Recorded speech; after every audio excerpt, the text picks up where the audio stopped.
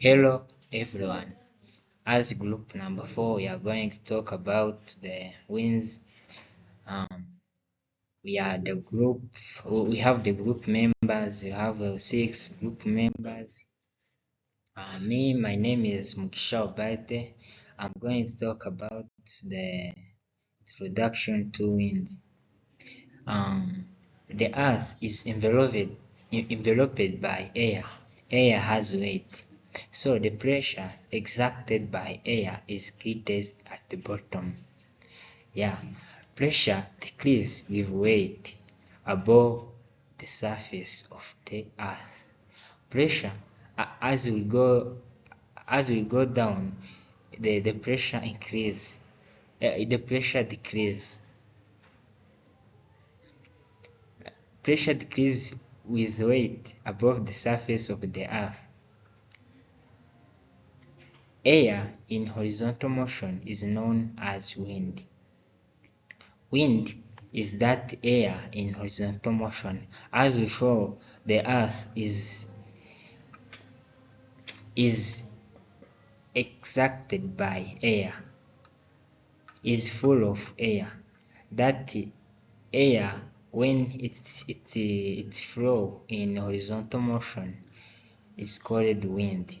Wind are named by the direction they come from. The wind which flow more frequently from one direction than any other is called prevailing wind.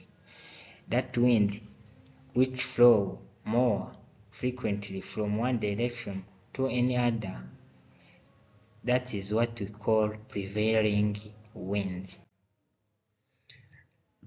As we show above, the wind is the movement of air relative to Earth's surface. It occurs due to difference in air pressure, because in air pressure by the evening heating of the planet. As we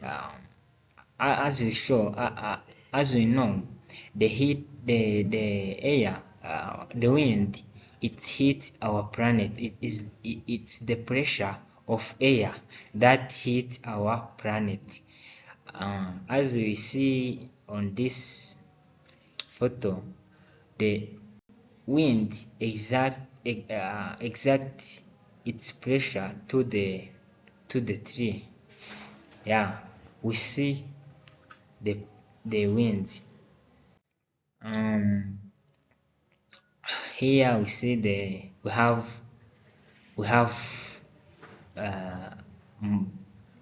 some different types of winds on our planet. You have polar easterly, prevailing westerly, trend winds, prevailing westerly. On the top of our planet, on the polar, we have polar easterly. That's the wind, as we see here, is the wind that come from polar to the east, come from polar to the west. Prevailing westerly, those are the wind that come from west to the east. It mainly occur on the below polar. We have trend winds, mainly occur on the middle of the earth, and we have prevailing westerly that come from west to the east.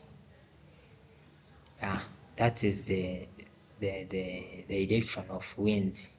These winds come from west to the east, as we see here. It's how the movement of the winds on the earth is. And we have types of winds. We have trend winds, easterly and westerly. Trend winds, these are permanent winds flowing from east to west. It flows in the Earth's equatorial region.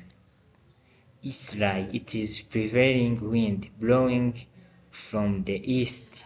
The trade winds in tropical region and the prevailing winds in the polar region are easterly. Westerly. These are prevailing winds that flow from the west toward the east. It flow in the Earth's middle latitude between 30 and 6-degree latitude. Hello everyone, my name is John Bosco Aishaki, and in group 4, as you can see, my colleague was presenting above. Now I'm continuing with the types of wind. As he explained, you can see also from the diagram here, as it is showing all these types of wind, like this first one on the top of this shape of the earth, polar high or polar easterlies coming from pole going down to the subtropics, and as he mentioned, easterlies are those ones coming from east to west. You can see westerlies, you can see those anticyclones, those trade winds, those westerlies, and those he mentioned it, those coming from subtropics going upwards, those coming downwards to the equator. Yes, let me continue with these types of winds according to the periodicity or how long they are going to last. The first one is the seasonal wind. The seasonal wind is that wind that changes their direction with onsets of different seasons. They change their direction, maybe, for example, in the beginning or coming of a certain season. For example, if it is winter time or winter season, it is going to change the direction according to that winter. Maybe, in the winter we have the low pressure. These are hence called seasonal winds. That's why they call them seasonal winds. Maybe during the summertime, they are going to change the direction. During the summertime we have the low pressure with the increase in temperature. Some of the types of the seasonal winds, we have a monsoon, which is a type of that seasonal wind in the low latitudes. It is located in the low latitudes climates that seasonally change direction between winter and summer. Those monsoons, those in low latitudes, low latitudes, those are like the latitudes are those lines drawn on the spherical shape of the earth, which give the illustration about how the levels or degrees that are being calculated.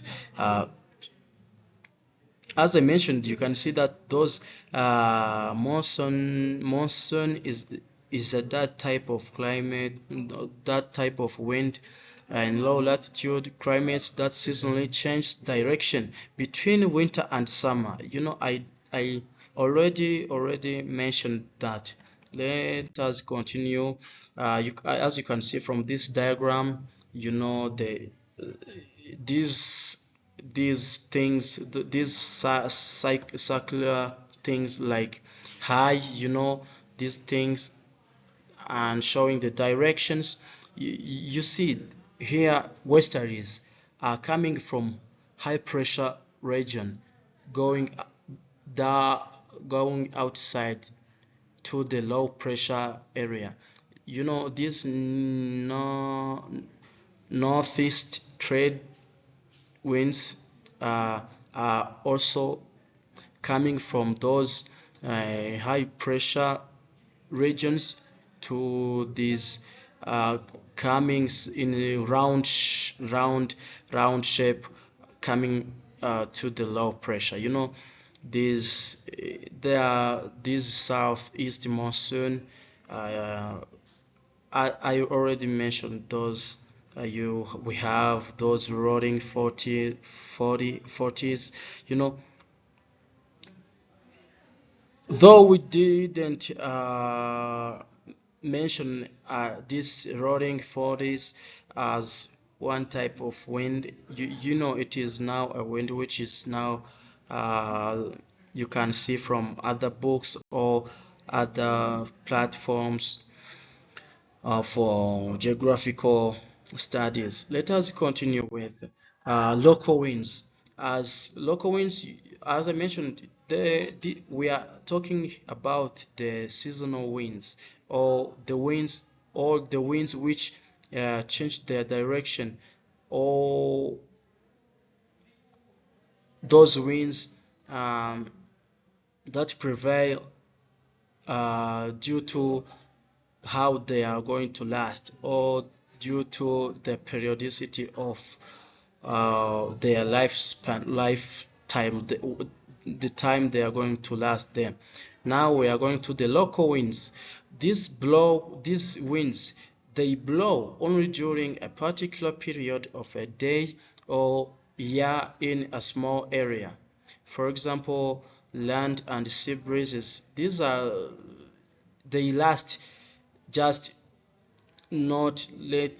Maybe the maximum time that they last, it is a 1 year period just, but they normally blow or just flow. The winds, they flow, they blow, they move. The motion, they can happen during a day, or just on average they can be taken to the time of year. For example, we see land breezes and those sea breezes. Land breezes and sea breezes are many types of local winds. As you can see from the diagram below, the picture showing land breeze, you see that the land breeze, we have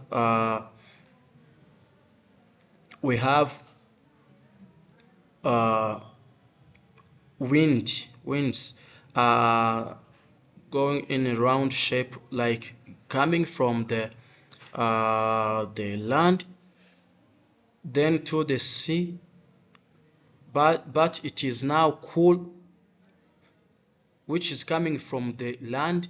The cool air or cool wind is, or the cool wind is coming from the land and going to the sea, and then comes from the sea, but warmer. The warm air from sea or ocean sky is now coming back to the land, just in a cycle. It is a cycle. Like let us continue with the sea breeze. Sea breeze is that wind that blows towards land from the direction of large water bodies. Sea breeze develops due to differences in air pressure created by the differing heat capacities of water and dry land. The sea breeze, now here the winds blow towards land from the direction of large water bodies. Now it is contrary to that land breeze, as we saw that the cool wind or air is coming from the land to the water bodies, then it also the warmer one, the warmer air or wind is now coming from the sea to the land. Now here on sea breeze we see that the land is the primary source of that wind, which is now in opposite way to that land breeze. Let us continue with anabatic winds. Anabatic winds, which are those, as you can see from the diagram below, it is that wind, but which is now warmer, coming down from the valleys or the low altitudes or low slopes, going up to the mountains. The warm air is coming from now the low pressure going to the high pressure area. On the top of the mountains, we see the high pressure going hand in hand with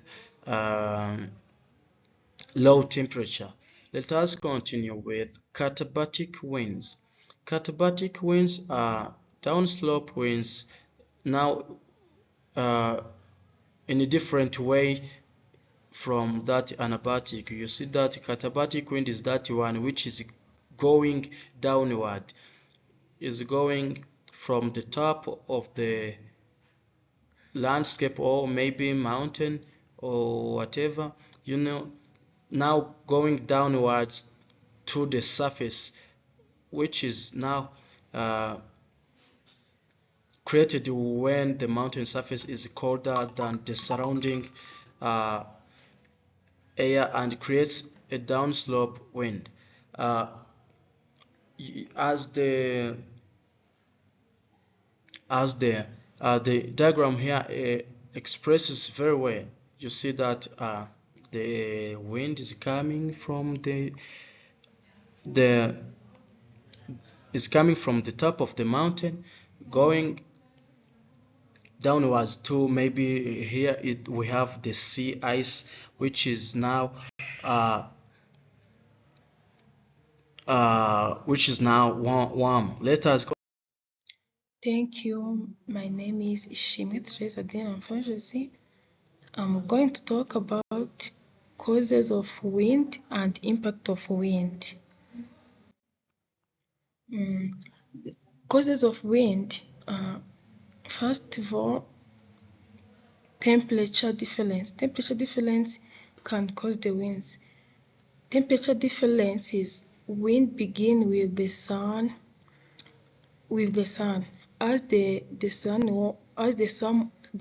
warms the earth's surface, the temperature also warms, and this temperature variation creates temperature differences, which in turn drive air movement. As we know, or as we see, this temperature difference can cause the wind. The next is pressure gradients. Air flows from the area of the high pressure to the low pressure, create the wind patterns.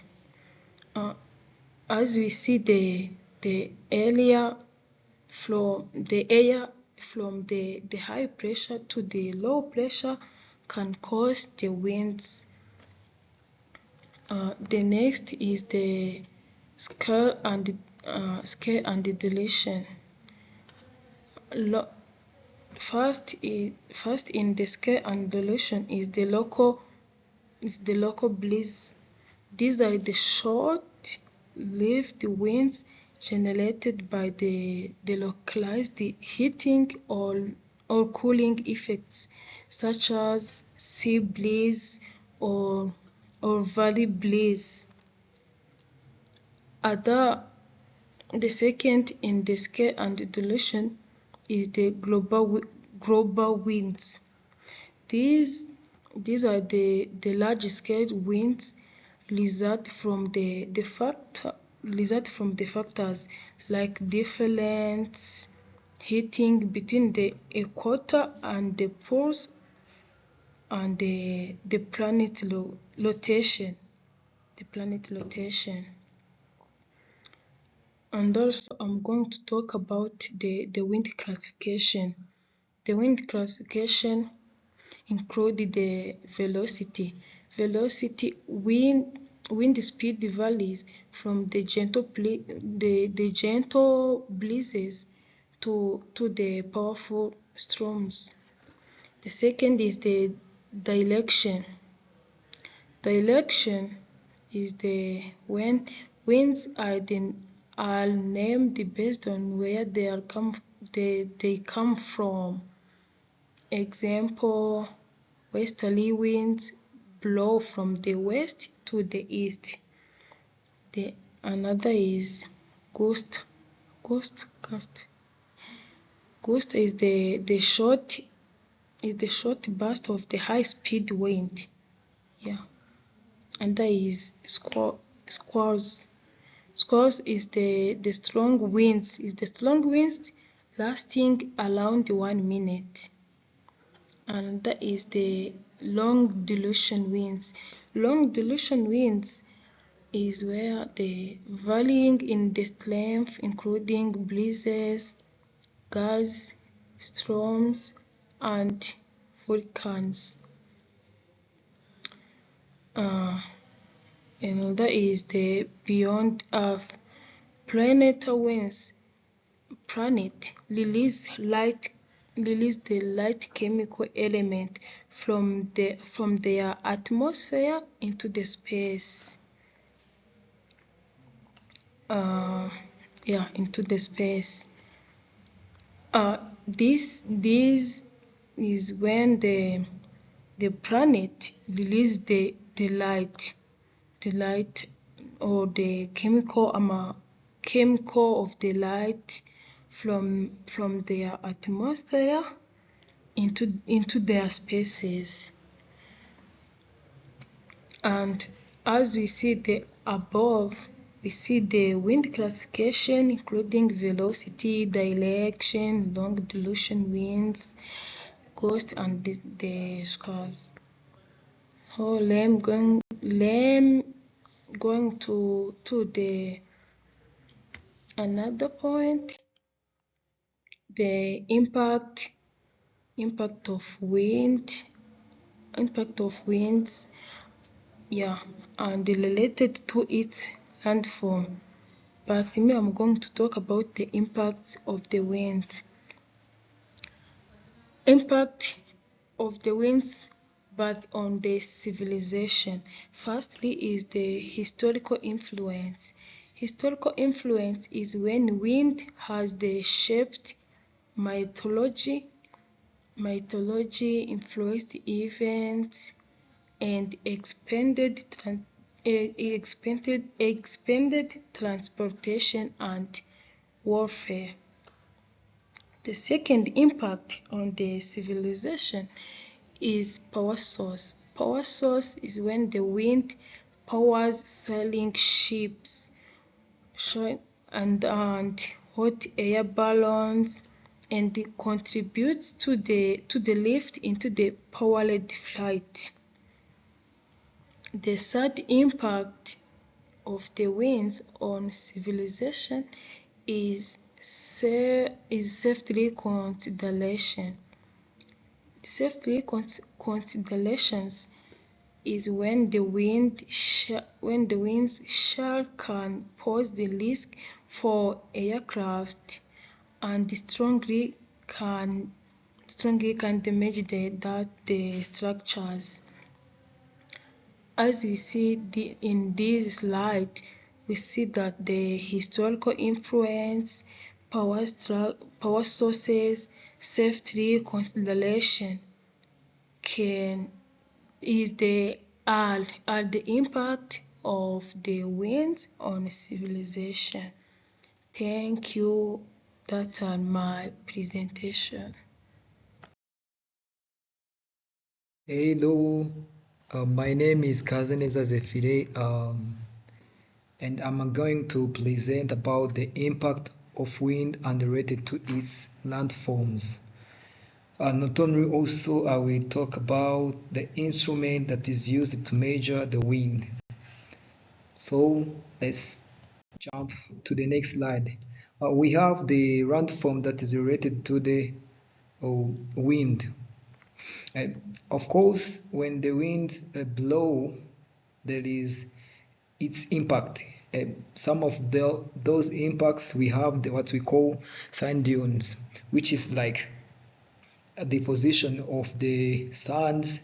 It's mainly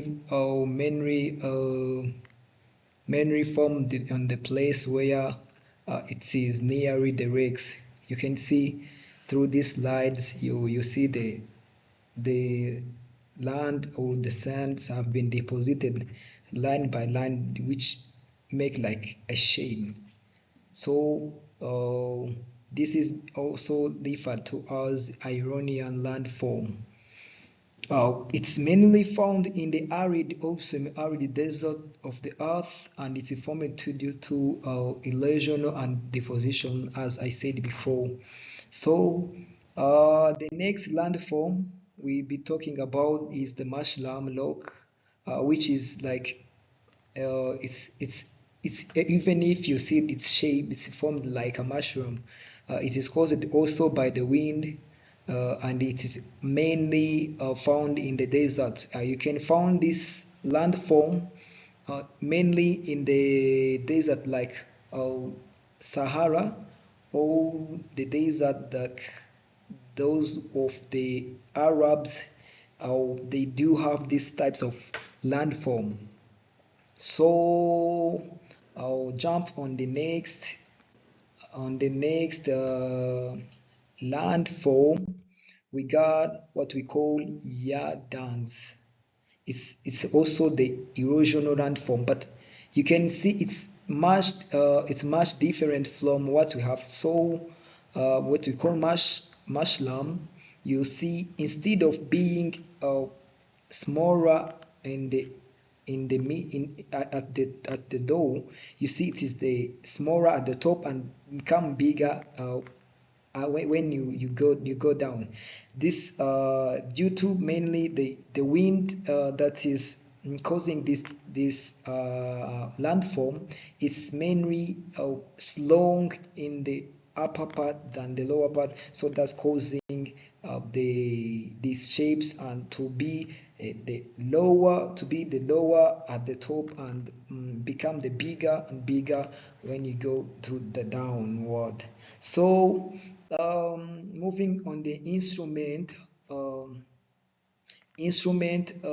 that's used to measure the wind. All of us, we know these things because this is the topic that we have been talking from so young, and honestly, it's just like it's illegal, nothing new that you're going to gain more than in this instrument used to measure wind. Like we have the wind direction, which is used to measure the wind direction. It's usually expressed in the term of direction from which it's originate. For example, northerly blown, when the winds blow from north, it's point to the north. That's all that you have to know to the wind direction. On the next instrument that is used to measure the wind, we have what we call wind speed. As its name is expressed, it is the wind speed. It's used to measure the wind. The first one that we have see, it's used to measure which direction that the wind is blowing come from, or where the wind is going to. But for now, this is wind speed is measured by the instrument that is called anemometer. Mostly use the rotating cuffs, but for the more advanced, or what's called geographical side, they do have the very advanced device that use it to measure the wind. So that is all about the wind speed, which is measured by the anemometer, and I think it's like when it's like the basic materials that use it to make this stuff is called you can use like a cups, rotating cups. It's like you see, even when you see these images, you can see that it is like a rotating, it's like a cups that is rotating, and when these cups rotates, when the wind blow within these cups, it rotates, and this device measure what speed does the wind is moving on. So Hello, my name is Twagirimana Sylvie. I'm going to talk about importance of wind. The first importance of wind is that wind performs several functions which are paramount importance in agricultural activities. Wind is necessary or is important in agricultural activities such as pollination, and also in crop growth.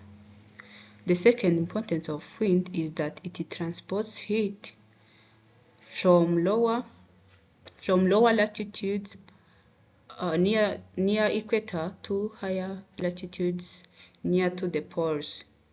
The third one is that wind provides the moisture to the land masses, which is necessary for precipitation.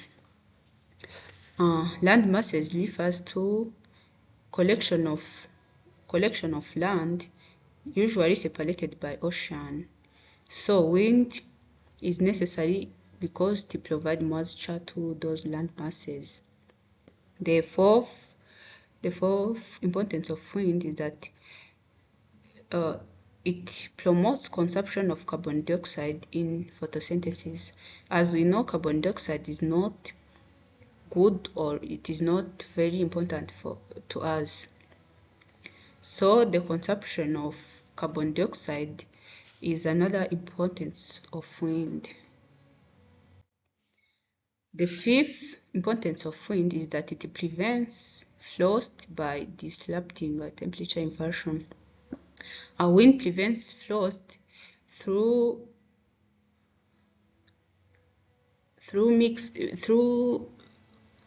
because it avoids the mixture of air. Wind dispersal of pollen grain and seeds is natural and necessary for certain agricultural crops and natural vegetation. As I said while I was starting, the wind help in agricultural activities such as pollination. So wind help in transportation of those pollen and seeds during pollination of crops. Let us continue with action of wind on soil. The first one is that wind causes soil erosion two ways. Strong wind blows lows and causes soil particles and dust for long distances. In some areas of all soil is blown by this way, and so cultivation is possible in such areas. So as wind wash away the soil, it provides the space for cultivating crops. Wind speed increases with height above the ground level as frictional drag decreases. Usually wind can be observed and its undisturbed state only at little high levels. The inner variation of the wind at various levels or heights above the ground are follows. At lower level, there is a daily sequence with a well-marked maximum in the hours around noon and a minimum by night. In dry countries, the second importance of wind in soil Strong wind is seen to eat up a cliff or a hard log. When the strong wind, armed with millions of small particles of sand, blows against a cliff or a hard, it gradually eats up the log. The action is strongest near the ground, so the log is undercut and eventually falls over. So as we are seeing on this picture, when those hard logs are broken, they provide area for cultivation. It's the continuation of our presentation. We're going to talk about the factors affecting the wind motion. So there are many factors that affect the wind motion, as we have been discussing in our group work. So the first one is pressure gradient forces. This force is given by the pressure decrease per unit horizontal distance acts in direction perpendicular to the isobars. This tends to drive the air towards the low pressure. So as you have seen in pressure, the isobars are the lines that join the areas with the same pressure. So when the pressure